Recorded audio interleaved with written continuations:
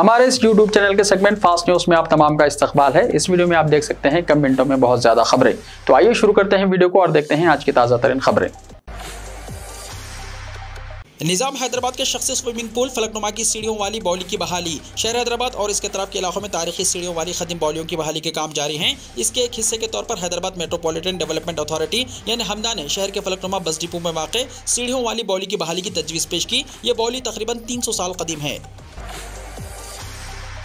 बुरखापोश लड़की को तमाचा रसीद करने वाला सब इंस्पेक्टर हुआ मुअत्तल। जगत्याल जिले के मुसलमानों के शदीद एहतजाज और मजलिसी कायदीन के आला अहदेदारों से नुमाइंदगी के बाद फैसला।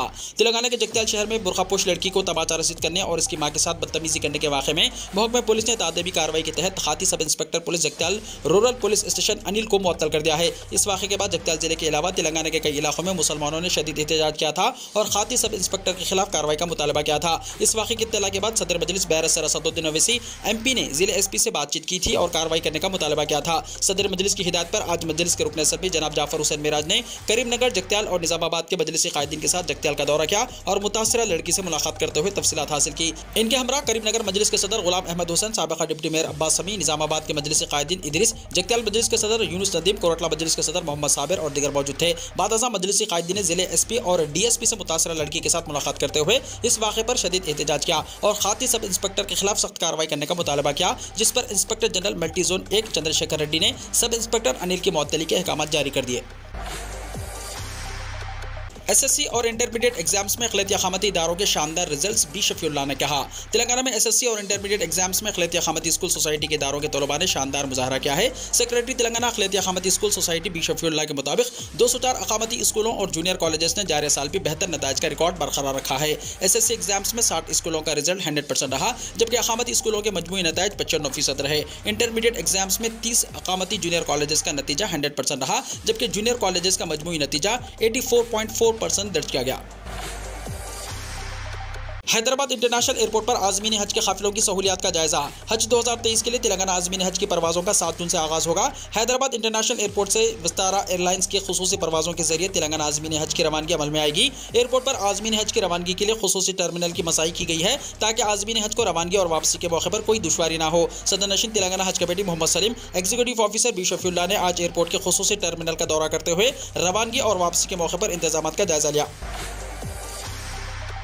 तेलंगाना में डिग्री कोर्सेस में एडमिशंस का शेड्यूल हुआ जारी। Telangana council of higher education ने जुमेरात को डिग्री कोर्सेस में ऑनलाइन दाखिलों के लिए दोस्त शेड्यूल जारी किया। Chairman council for higher education professor Limbadri ने शेड्यूल जारी करने के बाद कहा कि डिग्री के मुख्तलिफ कोर्सेस में एडमिशन का अमल 3 मरहलों में किया जाएगा। उन्होंने कहा कि दोस्त का रजिस्ट्रेशन इस महीने की 16 तारीख से 10 जून तक रखा गया है।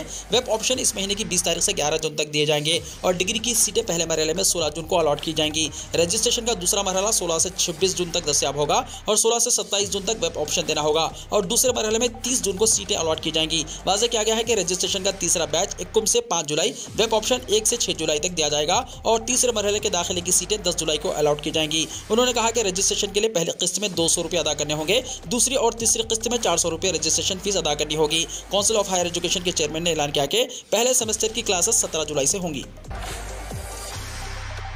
तेलंगाना और आंध्र प्रदेश के बशमूल 9 रियासतों में चुनाव इलेक्शन कमीशन की सरगर्मियां। इलेक्शन कमीशन ऑफ इंडिया ने तेलंगाना और आंध्र प्रदेश के बशमूल 9 रियासतों के असेंबली इंतखाबात और लोकसभा इलेक्शन की सरगर्मियों का आगाज कर दिया है।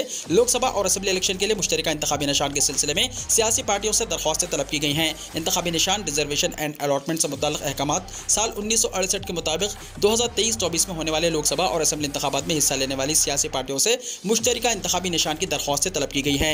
इलेक्शन कमीशन ऑफ इंडिया ने आज इस सिलसिले में सर्कुलर जारी किया। तेलंगाना असेंबली इंतखाबात में हिस्सा वाली पार्टियों को 17 जुलाई के बाद इंतखाबी निशान के बारे में अपनी दरख्वास्तें दाखिल करनी होंगी। आंध्र प्रदेश असेंबली इलेक्शन के सिलसिले में 12 दिसंबर के बाद और लोकसभा इलेक्शन में हिस्सा लेने वाली पार्टियों को 17 दिसंबर के बाद दरख्वास्तें दाखिल करने का मशवरा दिया गया।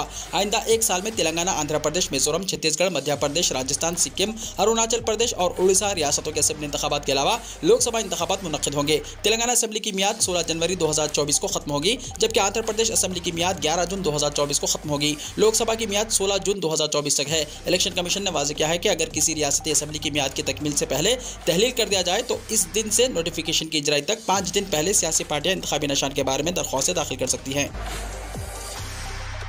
कर्नाटका में कांग्रेस की जीत से ज्यादा बीजेपी की शिकस्त अहम। मगरबी बंगाल के दारुल हुकूमत कोलकाता में सीपीआईएम की तंजीमी मीटिंग के बाद पार्टी के कौमी जनरल सेक्रेटरी सीताराम येचुरी ने कर्नाटक असेंबली इंतखाबात और मणिपुर की मौजूदा सूरत हाल को लेकर बीजेपी पर जमकर तनकीद की। सीपीआईएम के रहनुमा सीताराम येचुरी ने कहा कि कर्नाटक असेंबली इंतखाबात 2023 के नतीजे आने में अभी 48 घंटे बाकी है, लेकिन एग्जिट पोल से पता चल रहा है कि वहां बहुत कुछ बदलने वाला है। इसके लिए कर्नाटका के अवाम मुबारकबाद के मुस्तहिक हैं। सीताराम येचुरी ने कहा कि कर्नाटक असेंबली इंतखाबात में कांग्रेस की जीत अच्छी बात है, मुल्क की सियासत के लिए मुस्बित पहलू है, लेकिन बीजेपी की शिकस्त सबसे अहम है। यूं कहना बेहतर होगा कि कांग्रेस की जीत से ज्यादा बीजेपी की शिकस्त अहम है।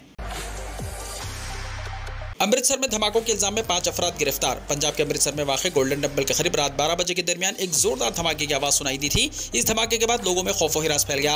आईनी शाहिदीन ने बताया कि इस हफ्ते में ये तीसरा धमाका है, जिसके बाद लोगों में खौफ व हिरास का माहौल है। वहीं पंजाब पुलिस ने इस ताल्लुक से 5 अफराद को गिरफ्तार किया है। डायरेक्टर जनरल ऑफ पुलिस गुरु यादव ने आज यहाँ ये इत्तला दी। उन्होंने एक प्रेस कॉन्फ्रेंस में बताया कि गिरफ्तार अफराद की शनाख्त आज़ाद वीर सिंह, अमरीक सिंह, साहब सिंह, हरजीत सिंह और धर्मेंद्र सिंह के तौर पर की गई। उनका कहना था कि आज़ाद और अमरीक IEDs यानी धमाका खेज मवाद बनाने में मुलव्विस है और दीगर तीनों ने मवाद फराहम किया था।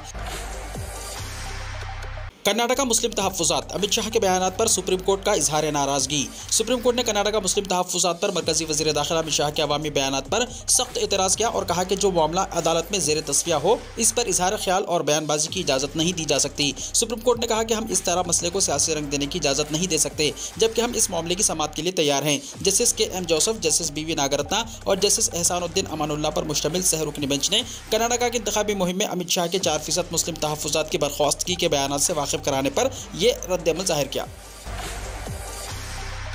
वज़ीर आज़म कल गुजरात के एक रोज़ा दौरे पर जाएंगे। कई मंसूबों का इफ्तिताह और संग बुनियाद रखेंगे। वज़ीर आज़म नरेंद्र मोदी 12 मई को गुजरात का दौरा करेंगे और गांधीनगर में ऑल इंडिया एजुकेशन एसोसिएशन के कन्वेंशन में शिरकत करेंगे। इसके बाद वो दोपहर को तकरीबन 4400 करोड़ रुपए के मुख्तलिफ प्रोजेक्टों का इफ्तिताह और संग बुनियाद रखेंगे। इसके बाद वज़ीर आज़म गिफ्ट सिटी का दौरा करेंगे। गांधीनगर में प्रोग्राम के दौरान 2450 करोड़ रुपए से ज़्यादा के तरक्याती मंसूबों का इफ्तिताह और संग बुनियाद रखेंगे। इनमें urban development department, water supply department, road and transport department और माइंस एंड मिनरल्स डिपार्टमेंट के प्रोजेक्ट शामिल हैं।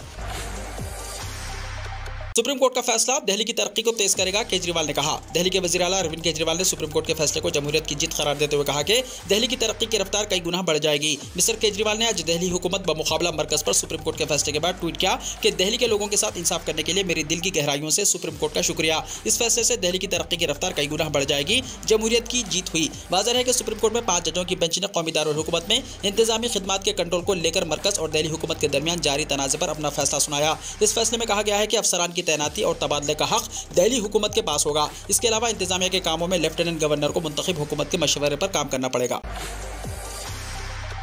उत्तर प्रदेश के बल्दियाती इंतखाबात। दूसरे मरहले में शाम 5 बजे तक तकरीबन 50% पोलिंग। उत्तर प्रदेश में बल्दियाती इंतखाबात के दूसरे और आखिरी मरहले के तहत शाम 5 बजे तक 49.33% राय दहिंदगान ने अपने हक़ राय दही का इस्तेमाल किया है। वोटों की काउंटिंग 13 मई को होगी। बल्दियाती इंतखाबात के तहत पहले मरहले की पोलिंग 4 मई को हुई थी, जिसमें तकरीबन 52% राय दहिंदगान ने अपने हक़ राय दही का इस्तेमाल किया था।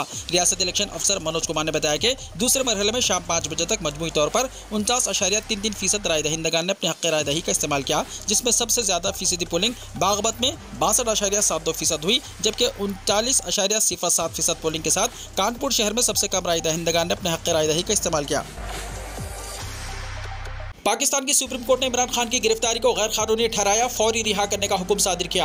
पाकिस्तानी सुप्रीम कोर्ट ने पाकिस्तान तहरीक इंसाफ यानी PTI के सरबराह और साबिक़ा वज़ीर आज़म इमरान खान की गिरफ्तारी को गैर कानूनी करार देते हुए उन्हें फौरी रिहा करने का हुक्म सादिर किया। अदालत उस्मा ने इमरान खान को हुक्म दिया कि वो दोबारा इस्लामाबाद हाई कोर्ट से रुजू करें। Chief justice of Pakistan Umar Ata Bandial ने कहा कि जब एक शख्स कोर्ट ऑफ लॉ में आता है तो मतलब अदालत के सामने खुद सुपुर्दगी करता है।